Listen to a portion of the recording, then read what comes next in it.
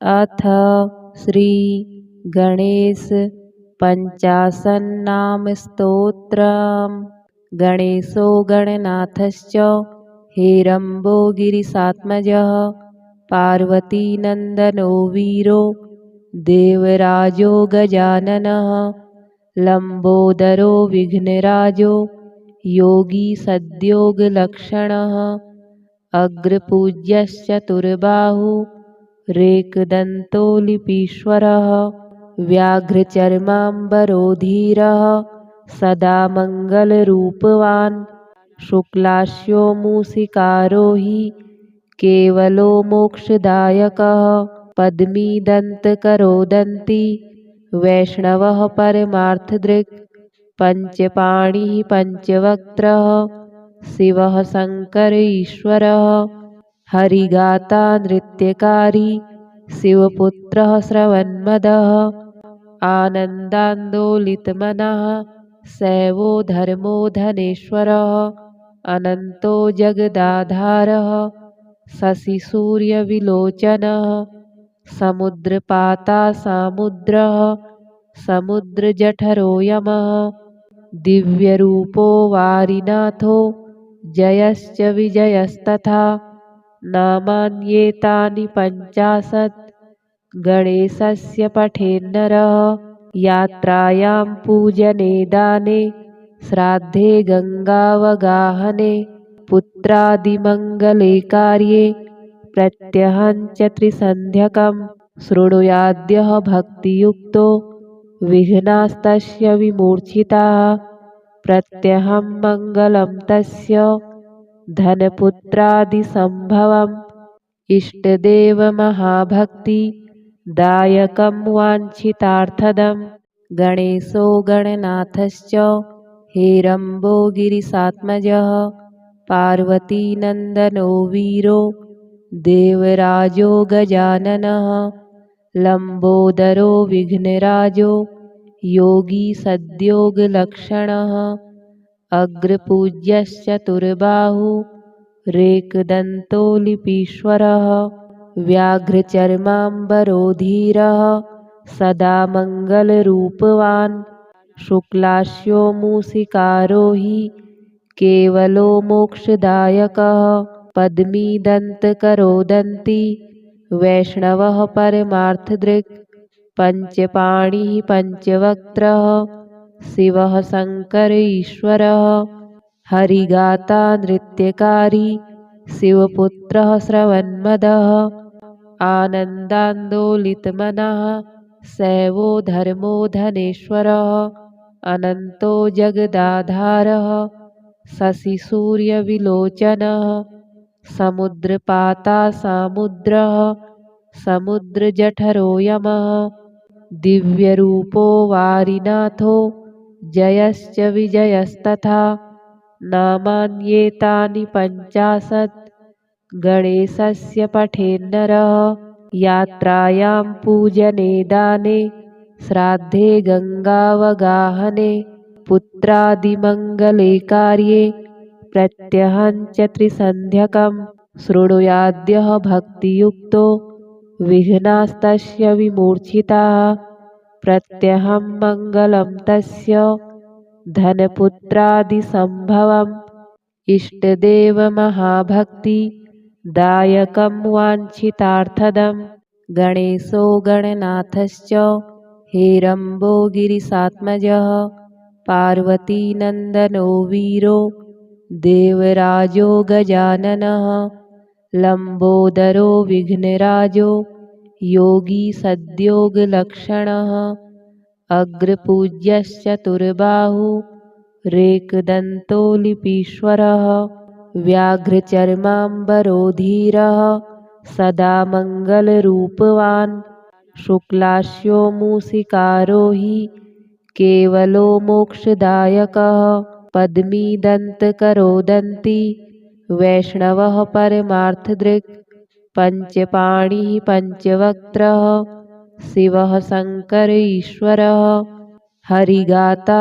नृत्यकारी शिवपुत्रः श्रवन्मदः आनन्दान्दोलितमनः सैवो धर्मो धनेश्वरः अनन्तो जगदाधारः शशिसूर्यविलोचनः समुद्रपाता सामुद्रः समुद्रजठरो यमः दिव्यरूपो वारिनाथो जयश्च विजयस्तथा नामान्येतानि 50 गणेशस्य पठेन्नरः यात्रायां पूजने दाने श्राद्धे गङ्गावगाहने पुत्रादिमङ्गले कार्ये प्रत्यहञ्च त्रिसन्ध्यकं शृणुयाद्यः भक्तियुक्तो विघ्नास्तस्य विमूर्छिताः प्रत्यहं मङ्गलं तस्य धनपुत्रादिसम्भवम्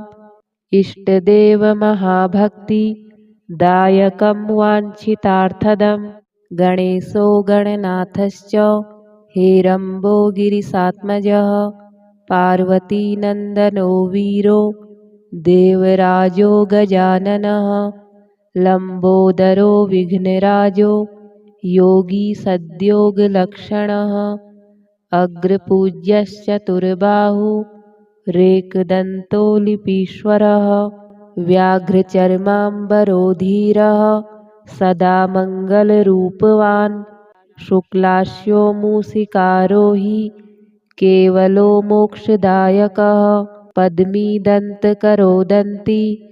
वैष्णवः परमार्थदृक् पञ्चपाणिः पञ्चवक्त्रः शिवः शङ्कर ईश्वरः हरिगाता नृत्यकारी शिवपुत्रः श्रवन्मदः आनन्दान्दोलितमनः सैवो धर्मो धनेश्वरः अनन्तो जगदाधारः शशिसूर्यविलोचनः समुद्रपाता सामुद्रः समुद्रजठरो यमः दिव्यरूपो वारिनाथो जयश्च विजयस्तथा नामान्येतानि 50 गणेशस्य पठेन्नरः यात्रायां पूजने दाने श्राद्धे गङ्गावगाहने पुत्रादिमङ्गले कार्ये प्रत्यहञ्च त्रिसन्ध्यकं शृणुयाद्यः भक्तियुक्तो विघ्नास्तस्य विमूर्छिताः प्रत्यहं मङ्गलं तस्य धनपुत्रादिसम्भवम् इष्टदेवमहाभक्तिदायकं वाञ्छितार्थदम् गणेशो गणनाथश्च हेरम्बो गिरिशात्मजः पार्वतीनन्दनो वीरो देवराजो गजाननः लम्बोदरो विघ्नराजो योगी सद्योगलक्षणः अग्रपूज्यश्चतुर्बाहुरेकदन्तो लिपीश्वरः व्याघ्रचर्माम्बरोधीरः सदा मङ्गलरूपवान् शुक्लास्यो मूषिकारो हि केवलो मोक्षदायकः पद्मीदन्तकरोदन्ती वैष्णवः परमार्थदृक् पञ्चपाणिः पञ्चवक्त्रः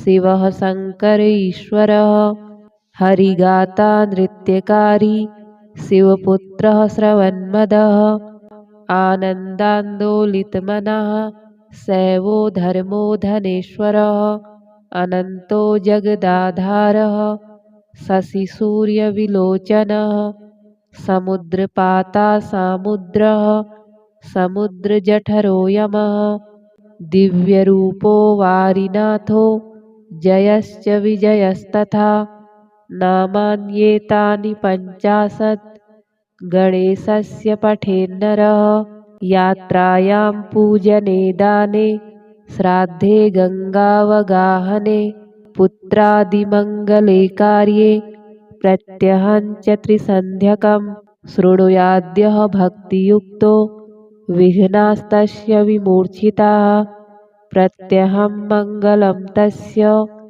धनपुत्रादिसम्भवम् इष्टदेवमहाभक्तिदायकं वाञ्छितार्थदम् गणेशो गणनाथश्च हेरम्बो गिरिशात्मजः पार्वतीनन्दनो वीरो देवराजो गजाननः लम्बोदरो विघ्नराजो योगी सद्योगलक्षणः अग्रपूज्यश्चतुर्बाहु रेकदन्तो लिपीश्वरः व्याघ्रचर्माम्बरोधीरः सदा मङ्गलरूपवान् शुक्लास्यो मूसिकारो हि केवलो मोक्षदायकः पद्मीदन्तकरोदन्ति वैष्णवः परमार्थदृक् पञ्चपाणिः पञ्चवक्त्रः शिवः शङ्कर ईश्वरः हरिगाता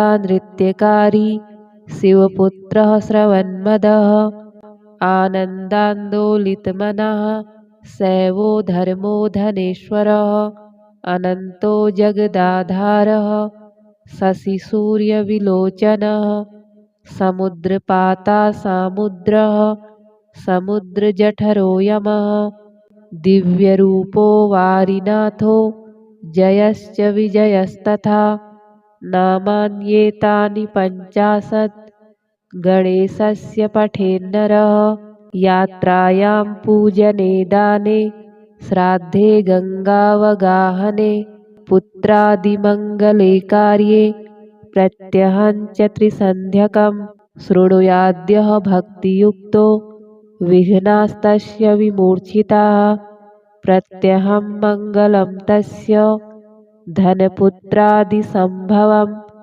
इष्टदेवमहाभक्तिदायकं वाञ्छितार्थदं गणेशो गणनाथश्च हेरम्बो गिरिशात्मजः पार्वतीनन्दनो वीरो देवराजो गजाननः लम्बोदरो विघ्नराजो योगी सद्योगलक्षणः अग्रपूज्यश्चतुर्बाहु रेकदन्तो लिपीश्वरः व्याघ्रचर्माम्बरोधीरः सदा मङ्गलरूपवान् शुक्लास्यो मूसिकारो हि केवलो मोक्षदायकः पद्मीदन्तकरोदन्ति वैष्णवः परमार्थदृक् पञ्चपाणिः पञ्चवक्त्रः शिवः शङ्कर ईश्वरः हरिगाता नृत्यकारी शिवपुत्रः श्रवन्मदः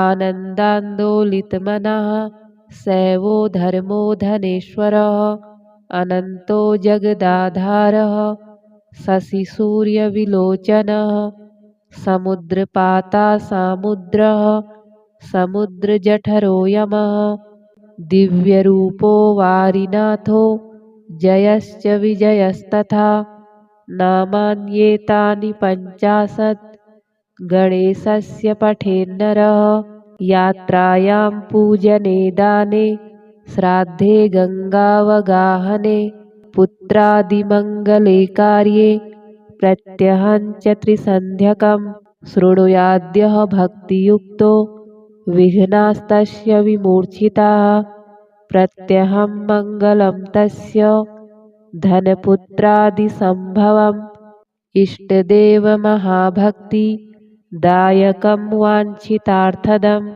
गणेशो गणनाथश्च हेरम्बो गिरिशात्मजः पार्वतीनन्दनो वीरो देवराजो गजाननः लम्बोदरो विघ्नराजो योगी सद्योगलक्षणः अग्रपूज्यश्चतुर्बाहु रेकदन्तो लिपीश्वरः व्याघ्रचर्माम्बरोधीरः सदा मङ्गलरूपवान् शुक्लास्यो मूसिकारो हि केवलो मोक्षदायकः पद्मीदन्तकरोदन्ति वैष्णवः परमार्थदृक् पञ्चपाणिः पञ्चवक्त्रः शिवः शङ्कर ईश्वरः हरिगाता नृत्यकारी शिवपुत्रः श्रवन्मदः आनन्दान्दोलितमनः शैवो धर्मो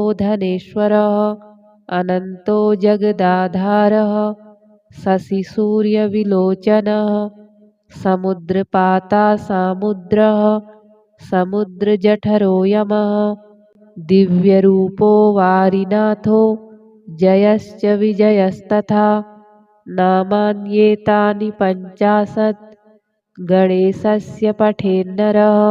यात्रायां पूजने दाने श्राद्धे गङ्गावगाहने पुत्रादिमङ्गले कार्ये प्रत्यहं च त्रिसन्ध्यकं शृणुयाद्यः भक्तियुक्तो विघ्नास्तस्य विमूर्छिताः। प्रत्यहं मङ्गलं तस्य धनपुत्रादिसम्भवम् इष्टदेवमहाभक्ति दायकं वाञ्छितार्थदम्। गणेशो गणनाथश्च हेरम्बो गिरिशात्मजः पार्वतीनन्दनो वीरो देवराजो गजाननः। लम्बोदरो विघ्नराजो योगी सद्योगलक्षणः अग्रपूज्यश्चतुर्बाहुरेकदन्तो लिपीश्वरः। व्याघ्रचर्माम्बरोधीरः सदा मङ्गलरूपवान् शुक्लास्यो मूषिकारो हि केवलो मोक्षदायकः। पद्मीदन्तकरोदन्ती वैष्णवः परमार्थदृक् पञ्चपाणिः पञ्चवक्त्रः शिवः शङ्कर ईश्वरः। हरिगाता नृत्यकारी शिवपुत्रः श्रवन्मदः आनन्दान्दोलितमनः शैवो धर्मो धनेश्वरः। अनन्तो जगदाधारः शशिसूर्यविलोचनः समुद्रपाता सामुद्रः समुद्रजठरो यमः। दिव्यरूपो वारिनाथो जयश्च विजयस्तथा नामान्येतानि 50 गणेशस्य पठेन्नरः।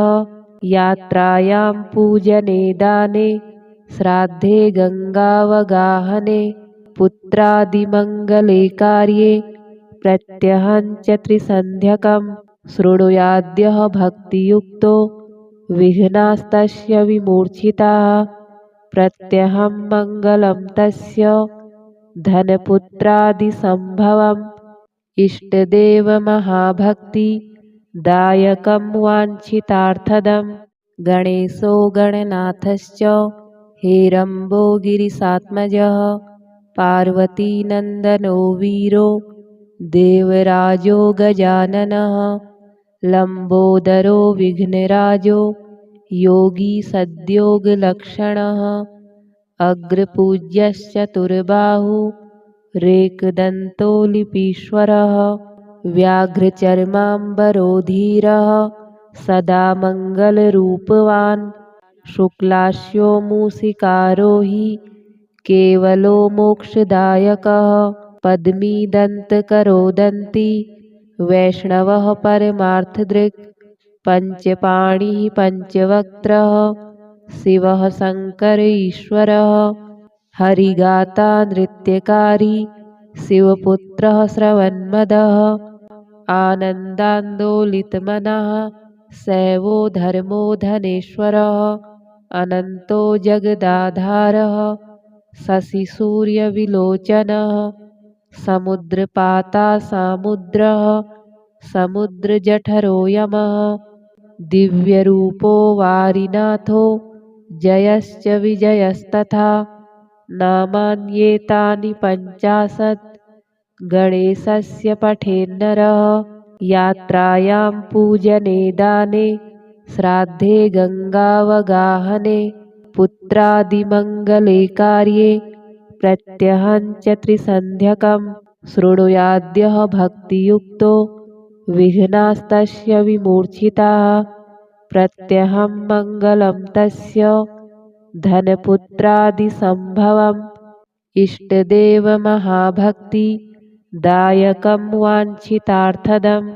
गणेशो गणनाथश्च हेरम्बो गिरिशात्मजः पार्वतीनन्दनो वीरो देवराजो गजाननः। लम्बोदरो विघ्नराजो योगी सद्योगलक्षणः अग्रपूज्यश्चतुर्बाहुरेकदन्तो लिपीश्वरः।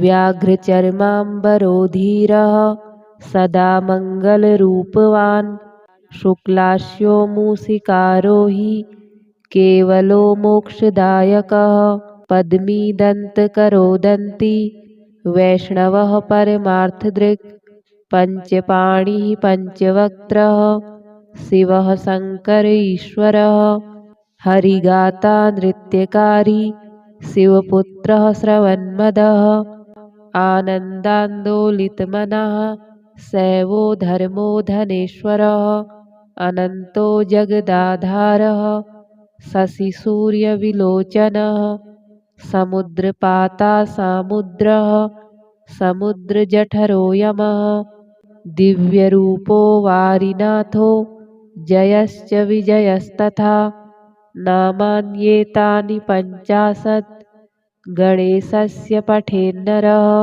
यात्रायां पूजने दाने श्राद्धे गङ्गावगाहने पुत्रादिमङ्गले कार्ये प्रत्यहं च त्रिसन्ध्यकं शृणुयाद्यः भक्तियुक्तो विघ्नास्तस्य विमूर्छिताः प्रत्यहं मङ्गलं तस्य धनपुत्रादिसम्भवम् इष्टदेवमहाभक्ति दायकं वाञ्छितार्थदम्।